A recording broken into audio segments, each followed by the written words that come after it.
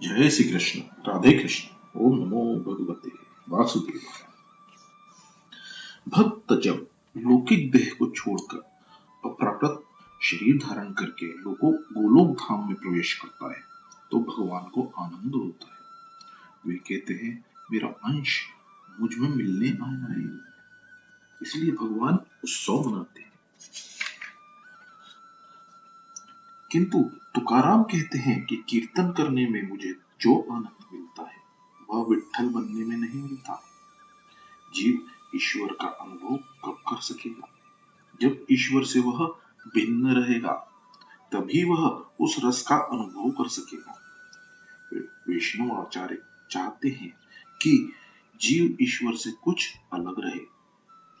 कीड़ा भौरी का चिंतन करता हुआ स्वयं भौरी रूप बन जाता है, उसी तरह ब्रह्मा का चिंतन करता हुआ जीव स्वयं ब्रह्म रूप बन जाता है। यह तो है केवल्य मुक्ति। किंतु वैष्णवजन ऐसी केवल्य मुक्ति की इच्छा नहीं रखते। वे ईश्वर की सेवा पूजा और रसास्वादन करने के लिए थोड़ा सा द्वैत भाव रखते ही हैं। जो व्यापक ब्रह्मा में लीन हो चुका है वह उससे अलग कैसे हो सकता है? पानी के जड़ या ठोस होने के कारण मछली अलग रह सकती है, किंतु जो पानी में रहकर पूरी तरह से डूब गया हो वह पानी का आस्वाद नहीं ले सकता। उसी तरह ईश्वर में डूबा हुआ जीव ईश्वर के स्वरूप का रसानुभव नहीं कर सकता। इसलिए वैष्णव महापुरुष थोड़ा सा द्वैत भाव रखकर भगवान की सेवा स्मरण में कृतार्थता का अनुभव करते हैं। यह दोनों सिद्धांत सत्य हैं। खंडन मंडन के पचड़े में मत पड़ो। गौरांग प्रभु भी भेदाभेद भाव को मानते हैं, लीला भेद को मानते हैं, परंतु तत्व दृष्टि से अभेद है। अभिन्न होने पर भी उन दोनों में सूक्ष्म भेद है। एकनाथ महाराज ने भावार्थ रामायण में उस सिद्धांत को समझाने के लिए एक दृष्टांत दिया है। अशोक वन में राम के विरह में सीता जी राम का अखंड ध्यान स्मरण करती है। सीता जी राम के ध्यान में तन्मय है। विरह में तन्मयता विशेष होती है। सर्वत्र राम दिखते हैं। माता जी भूल जाती हैं कि वे सीता हैं। सभी में राम का अनुभव करने वाला राम रूप बनता है। यही केवल्य मुक्ति है। सीता जी को कई बार लगता है कि वह राम रूप है। वे अपना स्त्रीत्व भी भूल जाती है। एक बार सीता ने त्रिजटा से पूछा कि मैंने सुना है कि कीड़ा भौरी का चिंतन करता हुआ स्वयं भौरी बन जाता है, तो इसी भांति राम जी का सतत चिंतन करने से मैं भी यदि राम बन गई तो क्या होगा? सीता जी राम के ध्यान में ऐसी तन्मय हो जाती है कि मानो वे स्वयं ही राम हो जाती। त्रिजटा ने कहा कि माता जी राम रूप हो जाए तो अच्छा ही होगा। जीव और शिव एक हो जाए तो जीव कृतार्थ हो जाता है। तो सीता जी कहती है कि यदि मैं राम का चिंतन करती हुई स्वयं राम बन गई तो फिर श्री राम जी की सेवा कौन करेगा? सीता जी रहकर राम की सेवा करने में जो आनंद है वो स्वयं राम स्वरूप बनने में नहीं है। मुझे राम होने में आनंद नहीं है, मुझे तो राम जी की सेवा करनी है। सीता जी को दुख होता है कि उनका युगल भाव खंडित हो जाएगा। उस हालत में सीता राम का युगल भाव नहीं रह सकेगा। तब त्रिजटा ने कहा, अन्योन प्रेम होने के कारण राम जी आपका चिंतन करते हुए सीता रूप बन जाएगी और इस तरह आपका युगल भाव जगत में अखंडित ही रहेगा। यही भागवती मुक्ति का रहस्य है। वैष्णव आचार्य प्रथम द्वैत का नाश करते हैं और अद्वैत प्राप्त करते हैं, फिर काल्पनिक द्वैत बनाए रखते हैं जिसके कारण कन्हैया की गोपी भाव से पूजा की जा सके। ज्ञानी जन ज्ञान से अद्वैत सिद्ध करते हैं। यह अद्वैत मुक्ति कहलाती है, केवल मुक्ति कहलाती है। भक्त भक्ति से अद्वैत सिद्ध करते हैं, यह भागवती मुक्ति है। इस प्रकार दो भक्तियों का वर्णन हुआ है। 17 तत्वों का सूक्ष्म शरीर है। स्थूल और सूक्ष्म शरीर का नाश होने पर मुक्ति प्राप्त होती है। विचार प्रधान मनुष्य ज्ञान मार्ग पसंद करता है। भावना प्रधान मनुष्य कोमल हृदय होने के कारण भक्ति मार्ग पसंद करता है। ईश्वर से विमुख न होना ही भक्ति है। सभी साधनों में भक्ति ही श्रेष्ठ है। भक्ति शून्य मनुष्यों के सभी साधन निष्फल ही रहते हैं। जीव और ईश्वर का मिलन कराने का साधन है कथा। भागवत में जहां भी भक्ति शब्द का प्रयोग किया गया है, वहां तीव्र शब्द भी प्रयुक्त हुआ है। भक्ति तीव्र होनी चाहिए। बिना तीव्रता के साधारण भक्ति से कुछ नहीं होता। वैराग्य की इच्छा वाला मुमुक्षु भक्त हो तो उसे तीव्र भक्ति योग से परम पुरुष पूर्ण परमात्मा का पूजन करना चाहिए। सुखदेव जी कहते हैं, हे राजन, मुक्ति प्राप्त करनी हो तो आरंभ में भोगों का त्याग करना ही पड़ेगा। भोगी ज्ञान या भक्ति मार्ग में आगे नहीं बढ़ सकता। भोग भक्ति में भी बाधक है, वो ज्ञान में भी। भोग की अपेक्षा त्याग में अनंत गुना सुख है। इंद्रियजन्य सुख सभी प्राणियों में एक सा ही होता है।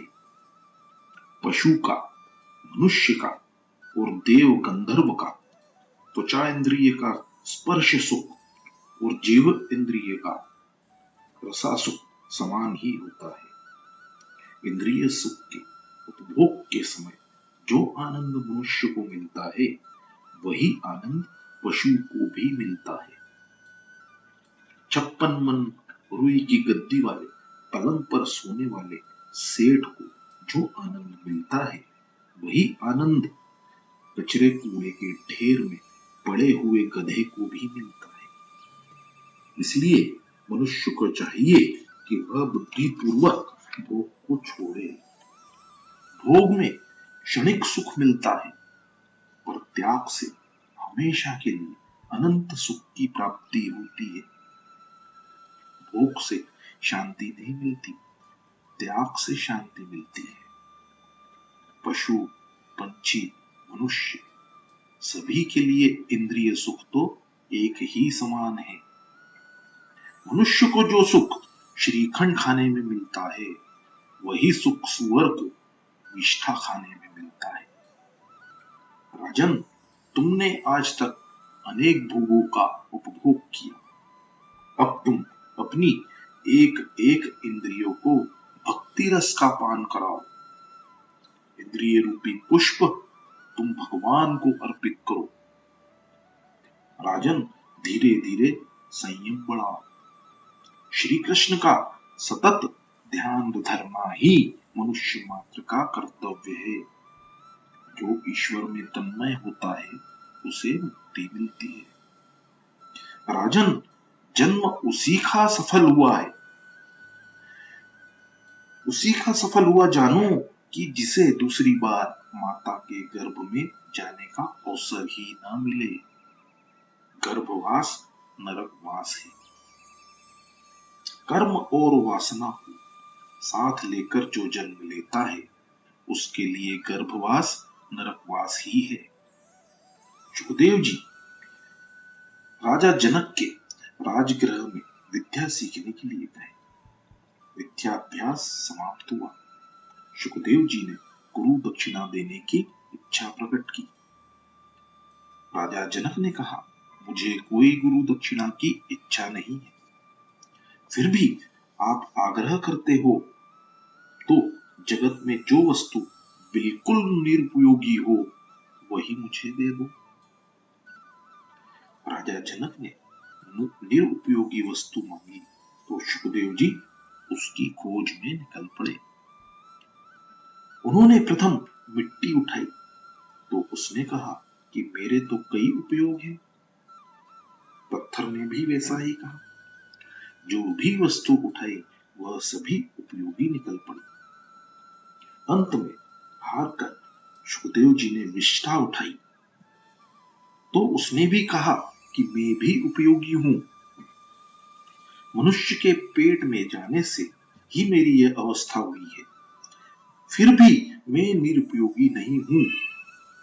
सोचते सोचते सुखदेव जी ने पाया कि यह देह अभिमान ही निरुपयोगी है। परमात्मा की सेवा करते हुए पुरुषत्व और स्त्रीत्व का भान चला जाए तो गोपी भाव सिद्ध होता है और परमात्मा की नित्य लीला में प्रवेश मिल जाता है। सुखदेव जी ने राजा जनक से कहा कि मैं अपने देहा अभिमान को गुरु दक्षिणा में अर्पित करता हूं। यह सुनकर राजा जनक ने सुखदेव जी से कहा कि अब तुम कृतार्थ हो गए। सुखदेव जी ने देह अभिमान छोड़ दिया। देह भान न होने के कारण ही उन्होंने मंगलाचरण नहीं किया। चौथे अध्याय में मंगलाचरण किया है। साधक को कथा मार्गदर्शन कराती है। इतना ही नहीं, सिद्ध पुरुषों को भी कथा सुनने की जरूरत ही रहती है।